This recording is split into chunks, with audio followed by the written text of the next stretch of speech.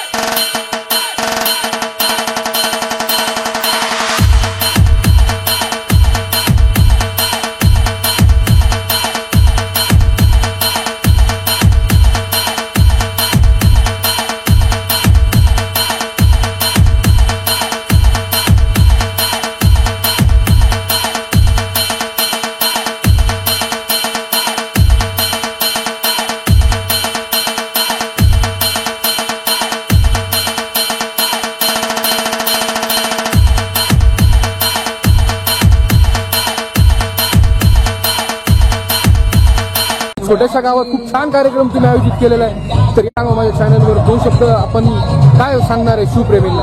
या जवळपास 3-4 वर्षापासून आम्ही अगदी उत्साह शिवजयंती साजरी करत आहेत आणि आणि दरवर्षी अशाच प्रकारे इथं हो हो हो त्याला कारण असं आहे की सोशल मीडिया जे सोशल मीडियातून मुळे मुलं सगळे ऍक्टिव्ह झालेले बरोबर. आहे आणि शिवजयंती दिवशी असा संकल्प केलेला आहे सगळ्यांनी का आज इथं दारू कोणीच प्यायची नाही.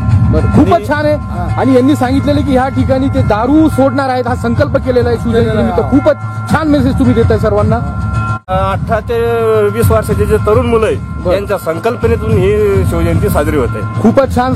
आपलं नाव काय? चंद्रकांत चंपतराव वरकड. चंद्रकांत चंपकराव वरकड हे सरपंच आहेत त्या गावचे आणि यांनी खूपच छान मेसेज दिलेला आहे की ह्या ठिकाणी दारूबंदी त्यांनी मेसेज दिलेला आहे. तर महापुरुषांच्या जयंतीनिमित्त अशाच प्रकारचे चांगले चांगले मेसेज समाजामध्ये जायला पाहिजेत अशी अपेक्षा आम्ही तुमच्याकडून करतो. आणि धन्यवाद, तुम्ही माझ्या चॅनलसाठी एक हा छोटासा बाईट दिला. Thank you sir. धन्यवाद.